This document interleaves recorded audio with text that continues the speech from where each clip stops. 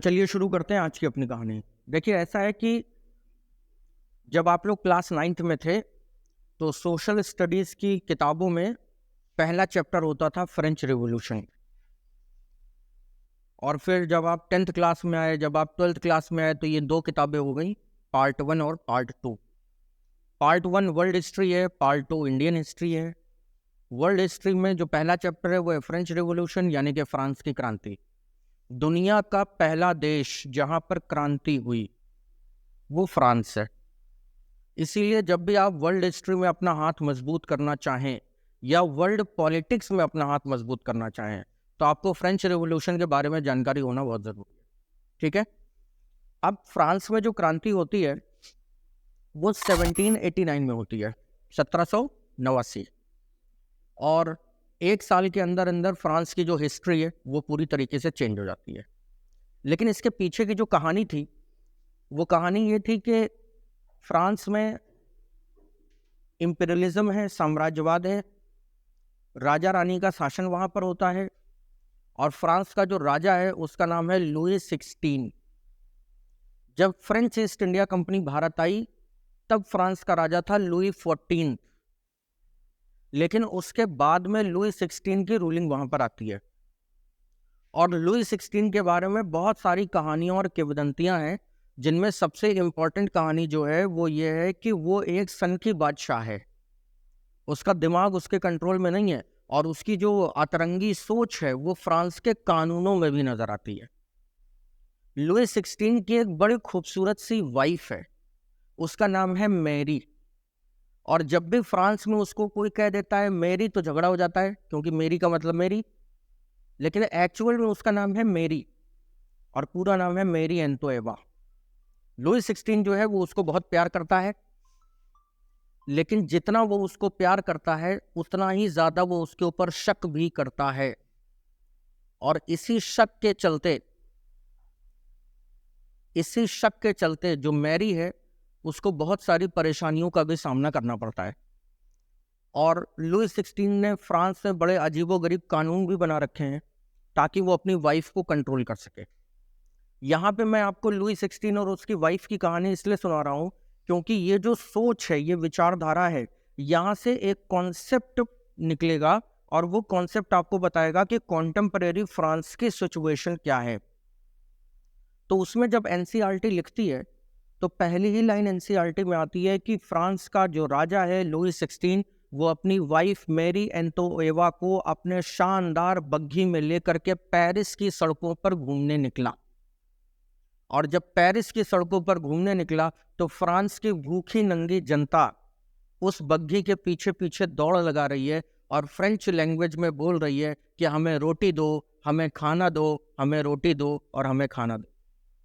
ये दृश्य क्या बता रहा है? फ्रांस में गरीबी। ये दृश्य बता रहा है फ्रांस में भुखमरी।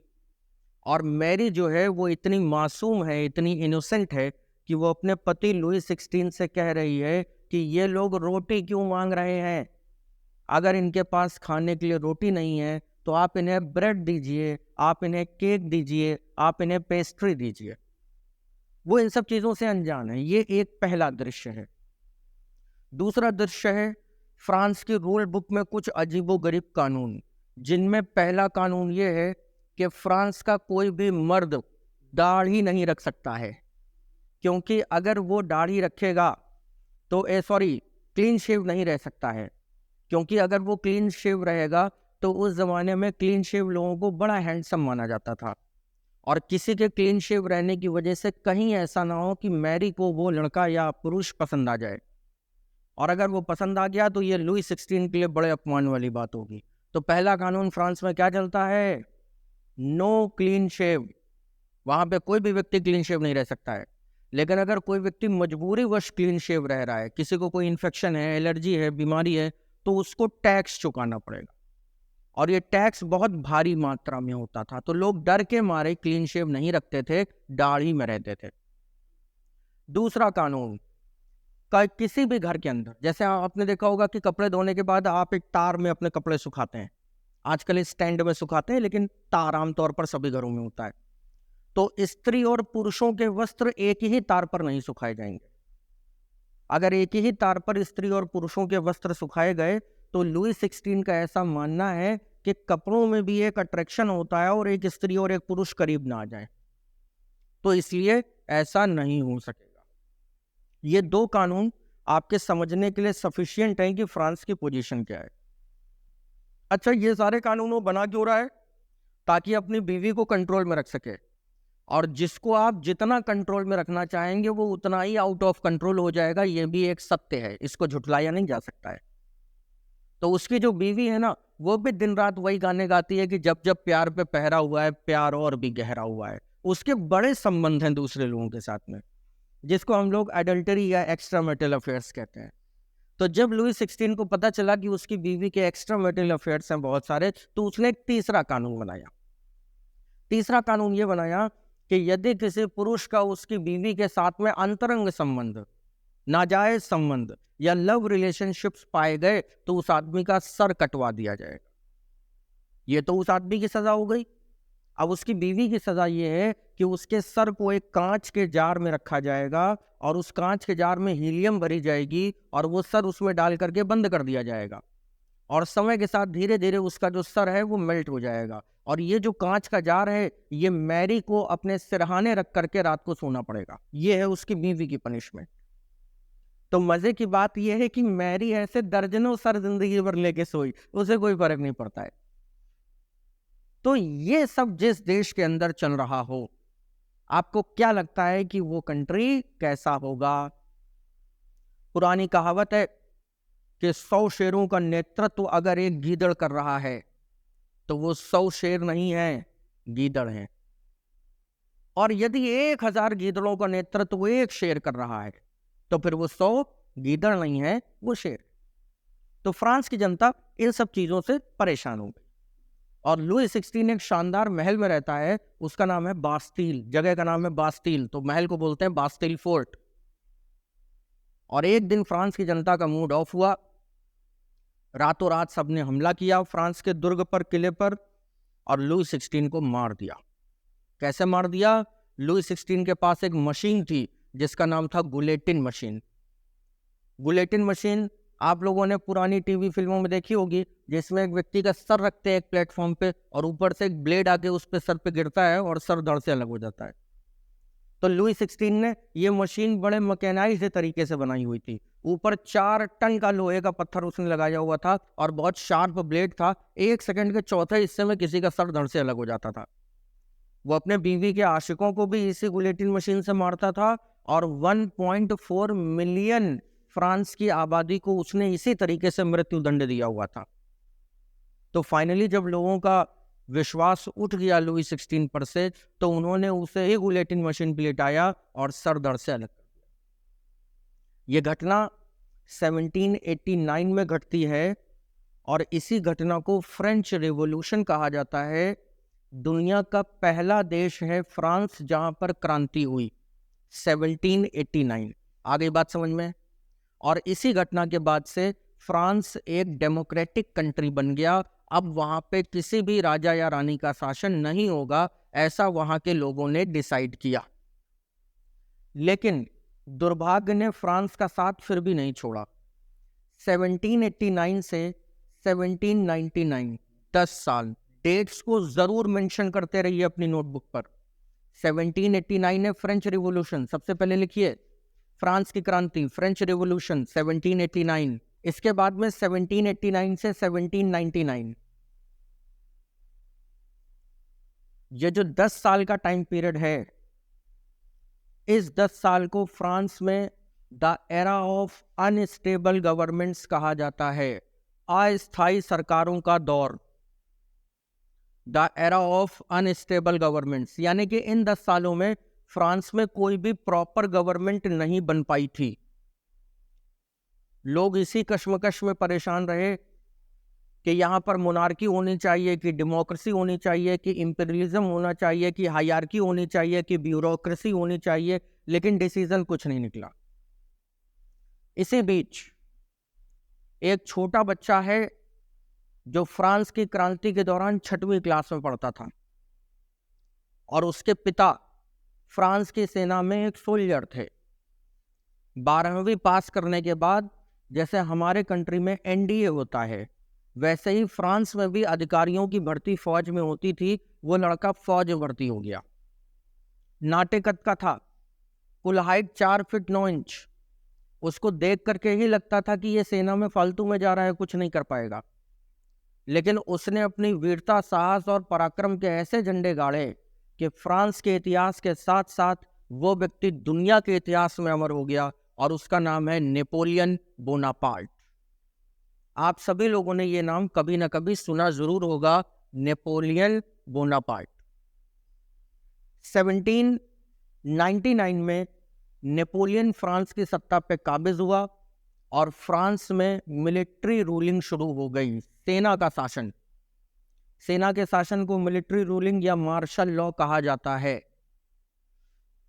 और फ्रांस ने, अच्छा, जो नेपोलियन है ये पेट्रियोटिक आइडियोलॉजी का, ये देशभक्त है। अगर मुल्क का राजा भी देश के खिलाफ कोई काम कर रहा है तो नेपोलियन उसको भी पनिशमेंट देने से पीछे नहीं हटेगा। और उसके बाद में सेना का खून है उसके अंदर, उसके पापा भी आर्मी में थे, वो भी आर्मी में है, तो इसलिए नेपोलियन रुकने वाला नहीं है। उसने फ्रांस की हालत देखी जो कि बेहद खराब है, तो उसने ये तय किया कि मैं फ्रांस से एक्सपेडिशन से शुरू करूंगा, अभियान शुरू करूंगा, और ये अभियान पूरे यूरोप में लेकर के जाऊंगा, और जिसने जिसने फ्रांस को किसी जमाने में परेशान किया है, पीड़ित किया है, उसको मारूंगा और उसके मुल्क पर कब्जा भी कर लूंगा। तो 1799 से लेकर के 1815 तक, अगली डेट आपको मेंशन करनी है, 1799 से लेकर के 1815 तक, ये जो 16 साल का दौर है इसे कहा जाता है नेपियोलिक वॉर्स। नेपोलियनिक वॉर्स, नेपोलियन के द्वारा लड़े गए युद्ध। ये 16 साल का दौर नेपोलियन के नाम है पूरा। और फाइनली 1815 में नेपोलियन की हार हुई वाटरलू के युद्ध में, शायद आपने कभी सुना होगा, और यहां से नेपोलियन का दौर खत्म होता है। देखिए 16 साल का शासन, जिस जमाने की हम लोग बात कर रहे हैं इस जमाने में कोई बहुत बड़ा शासन नहीं है। 16 साल छोटा ही है। मोदी जी देखिए 15 साल से है, तो कोई बहुत बड़ी रूलिंग नहीं है, लेकिन इतिहास में नाम अमर कर जाना बहुत बड़ी बात होती है। तो नेपोलियन ने आखिर ऐसा क्या किया? नेपोलियन ने कभी कोई युद्ध नहीं हारा, ये उसके नाम पहला रिकॉर्ड है। दूसरा रिकॉर्ड, नेपोलियन अपनी सेना को पंप करने में एक्सपर्ट था। इसका जो सबसे अच्छा एग्जाम्पल हमें मिलता है वो मिलता है पोलैंड की लड़ाई में। जब नेपोलियन अपनी पहली ही अभियान पर 1800 में पोलैंड गया, जो कंट्री आज पोलैंड है जिसको वर्सो कहते हैं, उस जमाने में पोलैंड और ऑस्ट्रिया एक ही हुआ करते थे, यानी वियना से लेकर के और वर्सो तक ये एक ही सत्ता का कब्जा यहाँ पर होता था। तो जब पोलैंड यहाँ पर गया तो उसकी सेना तितर बितर हो गई, और एक समय उसने देखा कि एक पहाड़ी के ऊपर उसकी सेना थकी हुई बैठी है। सैनिकों को देखने से ऐसा लग रहा है कि उनके अंदर कोई जोश नहीं है, और अगर इनको आगे युद्ध में लड़ाया गया तो या तो ये मारे जाएंगे या ये सरेंडर कर देंगे। तो नेपोलियन को एक ट्रिक सूझी, छोटा सा था ही बौना सा, तो अगर वो खड़ा होकर के किसी को कुछ कहेगा तो लोग उसको देख ही नहीं पाएंगे, तो सुनेंगे कहाँ से। तो वो फटाफट एक पहाड़ी पे चढ़ गया और बहुत भारी तलवार का यूज करता था। तो उसने तलवार निकाली और अपने लेफ्ट हैंड में एक मार्क दिखाया सबको, एक निशान पड़ा था उसके हाथ में, और जोर से चिल्ला करके वो बोला कि see the mark on my hand, it is the symbol of victory from since of my birth. और एक छोटा सा भाषण उसने दिया कि भगवान ने उसके हाथ में ये वीरता का निशान दे करके उसे भेजा है, और जब तक ये वीरता का निशान उसके हाथ में है तब तक उसे कोई मार नहीं सकता, और इसी वीरता के निशान के साथ मेरी तलवार दुश्मनों को ललकारती है कि दम है तो बढ़ा दे। बस इतना कहना हुआ, सेना जोश में आ गई और नेपोलियन ने पोलैंड को रौंद दिया, खत्म, क्लीन स्वीप कर दिया, और पूरे पोलैंड और ऑस्ट्रिया के ऊपर फ्रांस का झंडा लहराने लगा। बाद में जब नेपोलियन का सम्मान हुआ, गैलेंट्री अवार्ड्स उसको दिए गए, तब लोगों ने पूछा कि ये निशान कैसा है, ये देखें ये विक्ट्री सिंबल कैसा है तुम्हारे हाथ में। तो नेपोलियन ने कहा कि यार बचपन में बिल्ली काट लिया था, हम खेल रहे तो बिल्ली नोच लिया, वही निशान है। तो बोले तुम तो बड़े कलाकार आदमी हो। बोले कलाकार नहीं है, सेना को कैसे पुश किया जाएगा भाई, इसी तरीके से तो पुश किया जाएगा। तो नेपोलियन का ये बिहेवियर आपको क्या बताता है कि वो अपनी सेना को मोटिवेट करने के लिए कुछ भी कर सकता है, भले ही वो कुछ ना हो। तो इतिहास पढ़ने से ये सब चीजें हम सीखते हैं कि हमेशा ताकत का प्रयोग नहीं करना चाहिए। कल ही मैंने आपको बताया था युद्ध लड़ने के 4 शास्त्रीय नियम, साम दाम दंड भेद। तो ये भेद की जो नीति है ये इतिहास में अमर है। आ रही ना बात समझ में? अच्छा, नेपोलियन के समय इंडिया में ईस्ट इंडिया कंपनी का पूरी तरीके से कब्जा हो चुका है। अवध, बंगाल, मराठे, निजाम, पंजाब, दिल्ली, ये सब हार चुके हैं। और अगर आप नोटिस करें तो 1857 की रिवॉल्यूशन भी होने वाली है। नेपोलियन का सबसे बड़ा दुश्मन कौन है? अंग्रेज। और अंग्रेजों से ही वो लड़ते हुए वाटरलू में हारा था। तो नेपोलियन की एक क्लियर आइडियोलॉजी थी कि दुनिया में जहां कहीं भी अंग्रेजों का कब्जा है वो देश हमारा दोस्त है और अंग्रेज हमारे दुश्मन। तो भारत में ऐसा ही एक सैनिक हुआ जो कि आज के कर्नाटक, उस जमाने की मैसूर रियासत का नवाब था, जिसका नाम था हैदर अली। और ये हैदर अली वही व्यक्ति हैं जो टीपू सुल्तान के फादर है। टीपू सुल्तान का नाम तो सबने सुना होगा। तो हैदर अली और नेपोलियन के बीच के जो रिश्ते थे वो अच्छे थे। तो नेपोलियन ने हैदर अली को कह लीजिए या इंडियन सोल्जर्स को कह लीजिए एक ऑफर दिया। ऑफर ये था कि फ्रांस की सेना भारतीय सैनिकों को ट्रेनिंग देगी। पहला पॉइंट क्लियर। फ्रांस के पास में आर्टिलरी सपोर्ट बहुत अच्छा है। आर्टिलरी का मतलब तोप। तो इंडियन आर्म्ड फोर्सेस जो हैं उनको हम आर्टिलरी सपोर्ट भी प्रोवाइड कराएंगे। तीसरा पॉइंट, अगर जरूरत पड़ी और ब्रिटिशर्स इंडियन फोर्सेस के ऊपर हावी हुए तो हम फ्रांस की सेना को भारत भी भेजने से गुरेज नहीं करेंगे। और चौथा और आखिरी पॉइंट, अगर कहीं से काम ना बना तो नेपोलियन का घोड़ा भारत की तरफ भी मुंह कर सकता है। और यदि नेपोलियन का घोड़ा भारत की तरफ मुंह कर गया तो इससे सबसे बड़ा नुकसान किसको होगा? अंग्रेजों को होगा। यही रीजन है कि जब आप लोग आगे एंग्लो मैसूर वॉर्स पढ़ेंगे तो वहां पे आप पाएंगे कि हैदर अली ने अंग्रेजों को उठा उठा के पटका था। पहले एंग्लो मैसूर वॉर में हैदर अली ने बहुत बुरी तरीके से अंग्रेजों को हरा दिया था, जबकि अंग्रेज इतने ज्यादा कैपेबल थे। बाद में फिर वही भेद की नीति, तो फिर टीपू सुल्तान हार गए और श्रीरंगपट्टनम की संधि हुई। तो ये जो एक शॉर्ट कहानी मैंने आपको सुनाई, इस कहानी से अब कुछ कॉन्क्लूजन निकाला जाए।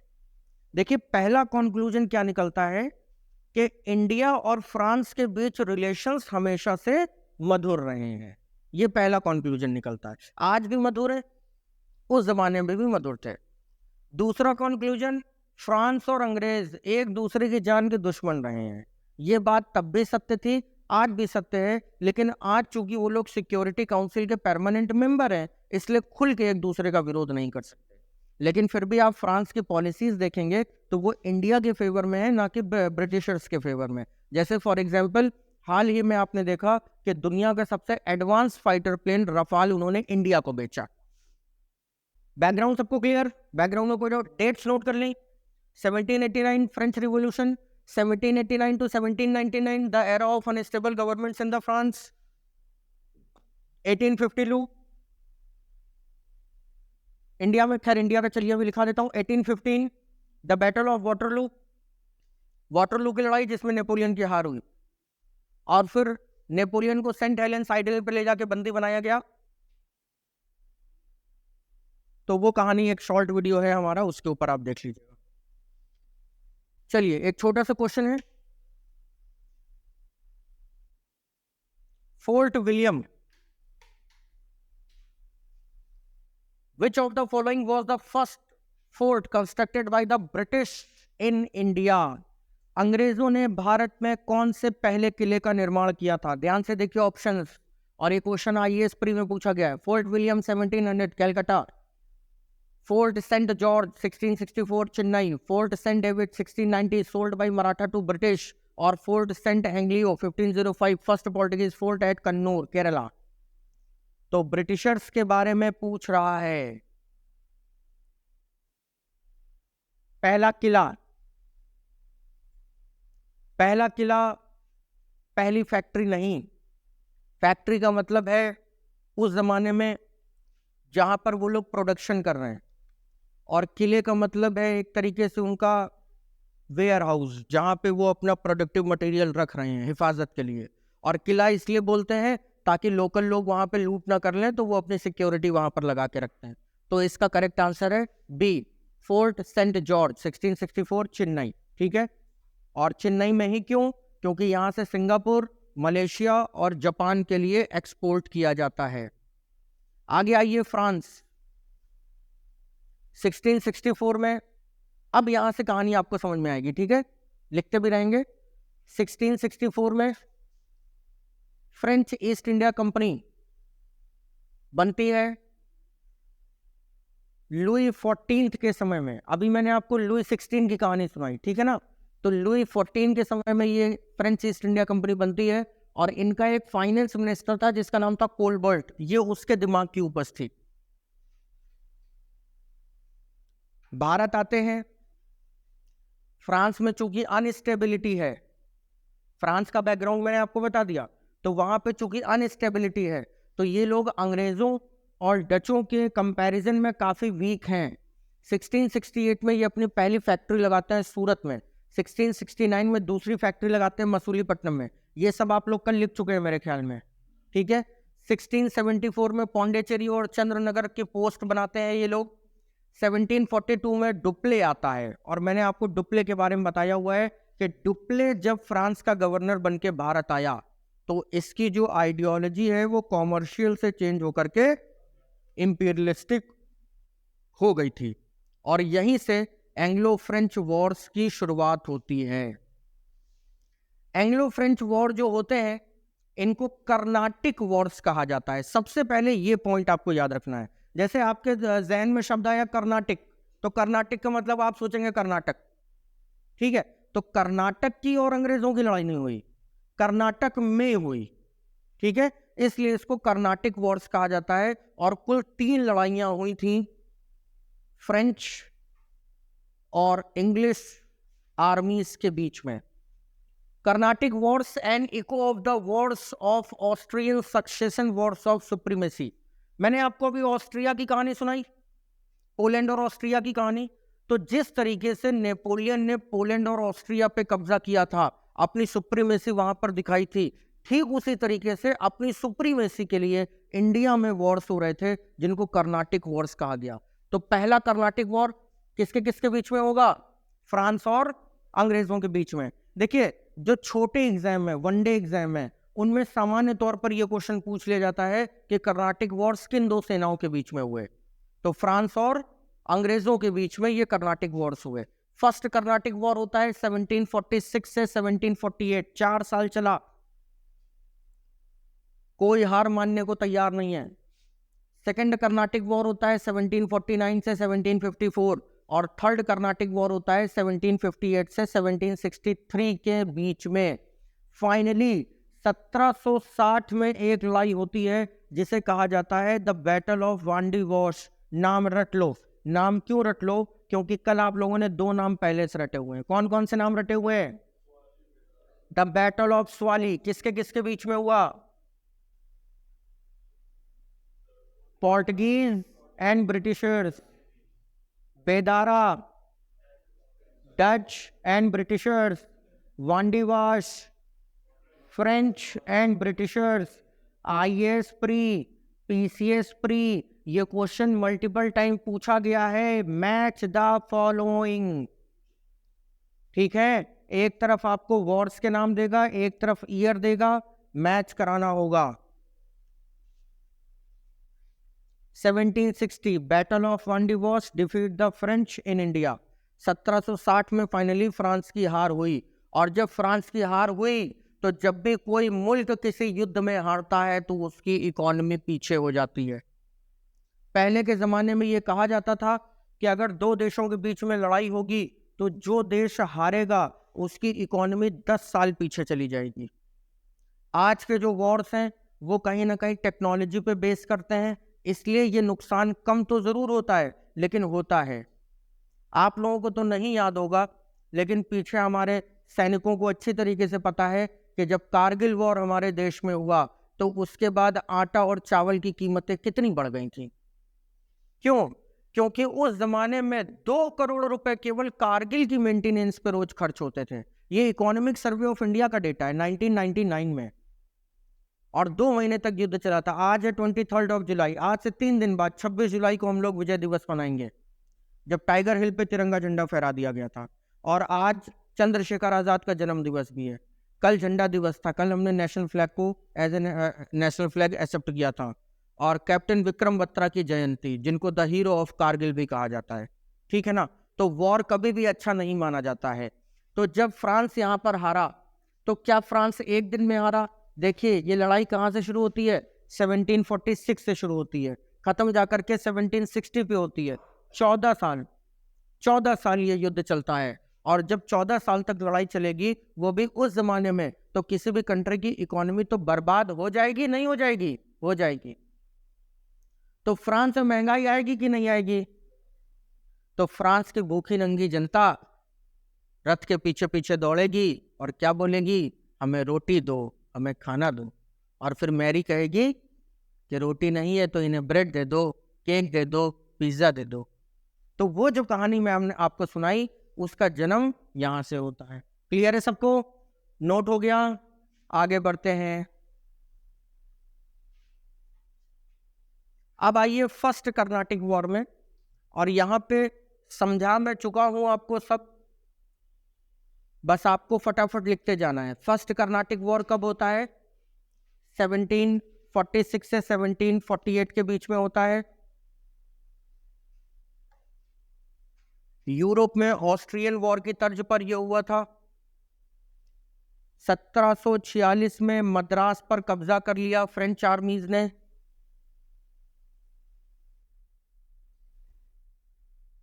और ये अंग्रेजों का एक अच्छा ट्रेड हुआ करता था, और कर्नाटक के नवाब द्वारा ये रूल किया जाता था। देखिए अगर ये बात आपको थोड़ा सा भी कम समझ में आए तो जरा आप व्हाइट बोर्ड पर 1 मिनट के लिए फोकस करिए।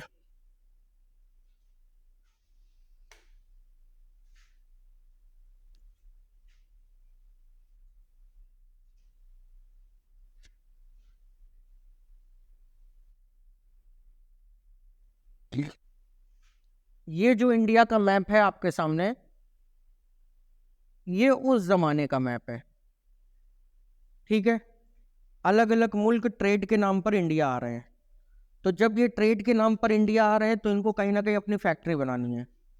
पहली फैक्ट्री कहाँ बन रही है? सूरत में बन रही है। दूसरी फैक्ट्री कहाँ बन रही है? मसूलीपट्टनम में बन रही है। तीसरी फैक्ट्री चेन्नई में बन रही है। इसके बाद कलकत्ता में फैक्ट्री बन रही है। इसके बाद दमन दीव में फैक्ट्री बन रही है। गोवा में फैक्ट्री बन रही है। आपने 2 जगहों के नाम सुने होंगे, बेंगलोर और मैंगलोर। तो अगली फैक्ट्री मैंगलोर में बन रही है, क्योंकि मैंगलोर जो है ये भी कोस्टल एरिया है। जरा इन सारी फैक्ट्रीज को आप ध्यान से देखिए और बताइए कि एक कॉमन चीज आपको यहाँ पर क्या नजर आ रही है। इन सभी फैक्ट्रीज में कॉमन चीज क्या नजर आ रही है? Coastal area. ये सारी फैक्ट्रीज आप देख रहे हैं कि समुद्र के किनारे हैं। ये जितने नाम मैंने बोले, सूरत, मसूलीपट्टनम, चेन्नई, मंगलोर, गोवा, दमन दीव, ये सब तो समुद्र के किनारे हैं। जब भी आप समुद्र के किनारे कोई कारखाना खोलेंगे, कोई फैक्ट्री खोलेंगे, तो निश्चित तौर पर आपको इंपोर्ट एक्सपोर्ट करने में आसानी रहेगी। अंग्रेज मूर्ख होते अगर तो कानपुर में फैक्ट्री खोलते, हालांकि बाद में खोली, और एक नहीं 10 फैक्ट्रियां कानपुर में खोली। कानपुर का नाम पूरी दुनिया में क्यों फैला? क्योंकि 10 फैक्ट्रियां कानपुर में अंग्रेजों ने खोली थी, और आज भी वो 10 फैक्ट्रियां चालू हालत में है। Gun factory, small arm factory, ordnance factory, parachute factory, ये सब अंग्रेजों की बनाई फैक्ट्रियां हैं, जहां पे आज हजारों लोग नौकरी करते हैं और रोजगार पाते हैं। लेकिन अंग्रेजों को यह बात आखिर क्यों समझ में आ गई कि कानपुर एक इंपॉर्टेंट जगह? क्योंकि कानपुर मां गंगा का दामन है। गंगा नदी में पानी के जहाज चलते थे, ये सारा प्रोडक्टिव मटेरियल पानी के जहाज़ों में लाद करके हल्दिया पहुंचाया जाता था कोलकाता, और वहां से ये सिंगापुर भेजा जाता था। लेकिन कानपुर जैसी जगह हर कहीं तो नहीं है, तो प्राइमरी लेवल पे इन्होंने कोस्टल बॉर्डर्स पर फैक्ट्री इसीलिए खोली ताकि इनको इंपोर्ट एक्सपोर्ट करने में आसानी रहे। अगर बीच में कहीं फैक्ट्री खोलेंगे तो रेल की पटरी बिछानी पड़ेगी, सड़क बनानी पड़ेगी, जो मैंने आपको अफ्रीका के एग्जाम्पल में सिखाया था। लेकिन इंडिया में इनको मिनिमम इन्वेस्टमेंट करके मैक्सिमम बेनिफिट कमाना है। आ रही बात समझ में? अच्छा, अंग्रेजों की ये जो ट्रिक थी खराब थी क्या? अच्छी थी ना? तो आज भी पूरी दुनिया इसी ट्रिक को फॉलो करती है।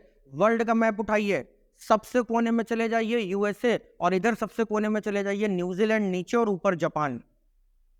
दुनिया के सारे विकसित मुल्क, दुनिया के सारे इंपॉर्टेंट कंट्री जो हैं, उनकी कैपिटल्स पानी के किनारे हैं। वॉशिंगटन डीसी से आइए, Washington DC, Paris, London, Amsterdam, New Zealand में ही आप चले जाइए, Auckland, Wellington, Canberra, Tokyo, Manila.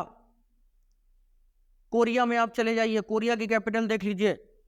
Indonesia की कैपिटल जकार्ता देख लीजिए। इंडिया की इकोनॉमिक कैपिटल मुंबई। इंडिया की जो एडमिनिस्ट्रेटिव कैपिटल है वो दिल्ली है, लेकिन इकोनॉमिक कैपिटल किसे कहा जाता है? मुंबई। क्यों? पानी के किनारे है। अंग्रेजों ने बसाया था, बसाया दरअसल पुर्तगालियों ने था, बाद में अंग्रेजों को दहेज में मिला, जो कहानी आप आगे सुनेंगे। तो दुनिया भर की जो राजधानी है वो आज भी पानी के किनारे इसीलिए है ताकि वो अपने ट्रेड को प्रॉपर तरीके से कर सकें। दुनिया का जो बिजिएस्ट सी रूट है, जो मैंने लास्ट क्लास में आपको बताया था, वो अटलांटिक ओशन में है, लंदन टू यूएस, और दोनों पानी के किनारे। आ रही बात समझ में? तो ये काम अंग्रेजों ने इसीलिए किया। और फ्रांस ने गलती क्या कर दी?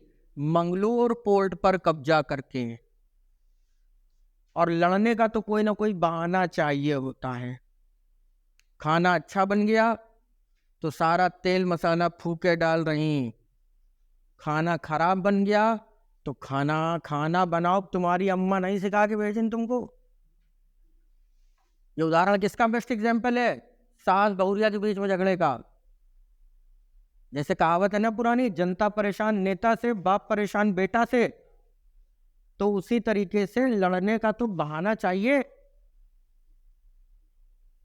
तो ये बहाना अंग्रेजों को भी मिल गया था। कहां तक पहुंची कहानी हमारी? तो फ्रांस ने क्या किया? पोर्ट पे कब्जा कर लिया। अब अंग्रेजों ने इसका रिस्पॉन्स क्या किया? इसके रिस्पॉन्स में 1748 को B siege of Pondicherry by the Britishers. Pondicherry किसने बसाई? फ्रेंच लोगों ने बसाया। तो जब आप मंगलोर पोर्ट पे कब्जा करेंगे तो हम क्या करेंगे? पौंडीचेरी को सीज कर देंगे। अंग्रेजों ने रिस्पॉन्स में पौंडीचेरी को सीज कर दिया। और जब उन्होंने पौंडीचेरी को सीज कर दिया तो strong defence by the Dupleix, retreat of the British. और जैसे कि मैंने आपको बताया कि डुप्ले फ्रांस के लिए तुरुप का इक्का है। तो डुप्ले ने इतना जबरदस्त रिस्पॉन्स किया कि अंग्रेजों को उल्टा पांव भागना पड़ा, और यहां पर अंग्रेज सक्सेस नहीं हो पाए।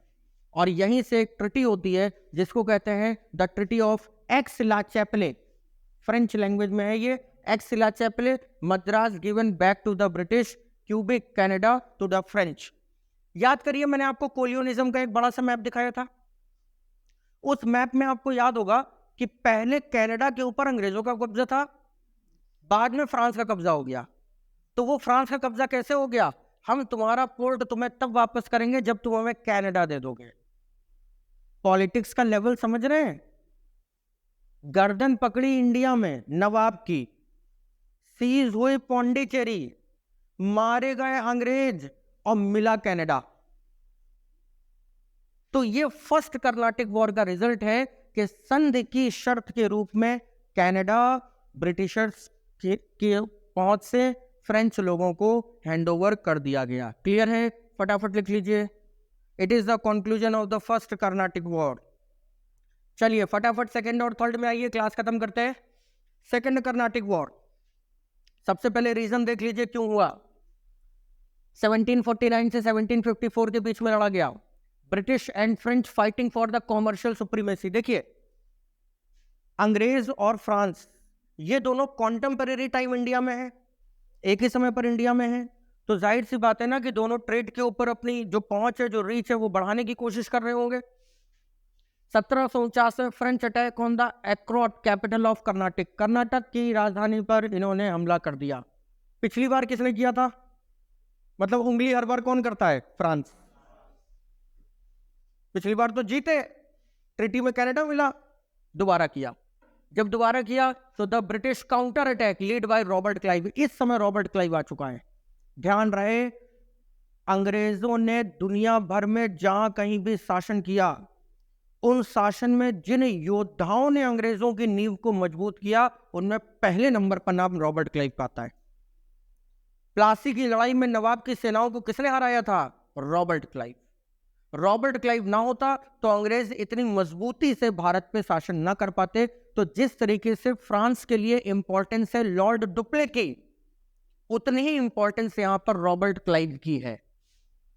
French retreat from Arcot, France को भागना पड़ा वहां से वापस। French interference in the wars of succession that started after death of Asaf Jah the late Nizam of the Hyderabad French officer Bussy. वहां का नवाब मर गया, उसके बाद फ्रांस ने सोचा कि अब कब्जा करना आसान हो जाएगा।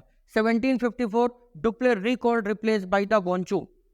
फ्रांस में डुप्ले को वापस बुला लिया गया क्योंकि ऐसा माना गया कि डुप्ले इंडिया में काम ठीक तरीके से नहीं कर पा रहा है। और जैसे ही डुप्ले इंडिया से गया, फ्रांस का खेल खत्म। Signed the treaty of Pondicherry in 1755 with the English. 1755 Pondicherry की संधि होती है और इसके साथ दूसरा कर्नाटिक वॉर भी फिनिश हो जाता है, द थर्ड कर्नाटिक वॉर। तीसरा कर्नाटिक वॉर जो है, इसको यूरोप 7 ईयर वॉर भी कहा जाता है। और यूरोप 7 ईयर वॉर इसलिए कहा जाता है क्योंकि जब ये युद्ध चल रहा है तभी यूरोप में भी लड़ाई चल रही है। ठीक है। 1757 seizing of the Chandernagore Bengal by Clive. Robert Clive बहुत चतुर है, बहुत वीर है, बहुत बलवान है। इसने आओ देखा ना ताओ, इसने कहा 2 बार तुमने छेड़ा है, अब दोबारा हम फाइनली छेड़ते हैं तुम्हें। तो इसने क्या किया? चंद्रनगर को सीज कर दिया रॉबर्ट क्लाइव ने। अच्छा, आप में से कौन बनाएगा प्लासी की लड़ाई कब हुई थी? 1757 में ही हुई ना प्यार प्लासी। तो इसका मतलब रॉबर्ट क्लाइव फुल फॉर्म में है। आ रही ना बात समझ में? तो सेम ईयर उसने चंद्रनगर को सीज कर दिया है। जून 1758 count de Lally French governor at Pondicherry attacked fort Saint David British settlement. अंग्रेजों ने जो सेंट डेविड फोर्ट बनाया था, जो पीछे मैंने अभी आपको दिखाया, उसको फ्रेंच गवर्नर काउंट द लेली ने सीज किया है। और ये काउंट द लेली किसको रिप्लेस करके आया हुआ है? डुप्ले को रिप्लेस करके आया हुआ है ये। लेकिन डुप्ले के जैसी इसकी स्ट्रैटेजी अच्छी नहीं है। तो 22 of January 1760 battle of Wandiwash, Wandiwash लड़ाई होती है, फ्रांस इसमें हार जाता है। 1763 में 7 ईयर वॉर यूरोप में भी खत्म हो जाता है। पेरिस की संधि होती है। जो बच्चे वर्ल्ड हिस्ट्री मुझसे कभी पढ़ चुके हैं उनको याद होगा the humiliating clauses of the Paris treaty. याद है? The humiliating clauses of the Paris treaty. Paris की संधि जब हुई थी पेरिस में बैठ करके, तो वहां पर बहुत ही अपमानजनक शर्तें रखी गई थी जो आगे चल के प्रथम विश्व युद्ध का कारण बनी थी। ठीक है ना? तो ये ट्रीटी वहीं पर होती है। French positions in India were made protective state, no fortification allowed, no standing army. France Bharat में कुछ ऐसी स्थिति में आ गया कि दोनों हाथ दोनों पांव काट दिए गए और फिर कहा गया व्यापार करो। तो कोई कैसे व्यापार करेगा? यानी कि आप भारत में किला नहीं बना सकते, आप अपनी सेना नहीं रख सकते, तो व्यापार कैसे करेंगे? तो इस तरीके से वांडीवॉश की लड़ाई में फ्रांस की सेना की हार हुई और इस तरीके से एंग्लो पोर्टुगीज, एंग्लो डच और एंग्लो फ्रेंच वॉर्स होते हैं finish. British consolidation of European companies chapter पूरा होता है। कल से नया चैप्टर शुरू होगा, British consolidation of Indian dynasties, जिसमें सबसे पहली कहानी हम लोग बंगाल की पढ़ेंगे। लेकिन बंगाल की कहानी पढ़ने से पहले हमें यह भी पता होना चाहिए कि औरंगजेब के मरने के बाद मुगलिया सल्तनत का हुआ क्या, इतनी महान मुगल डायनेस्टी के ऊपर अंग्रेज कैसे कब्जा कर सके। ठीक है, तो इसको नोट कर लीजिए। एक बार क्विक रिवीजन, कोई डाउट है तो पूछ लीजिए।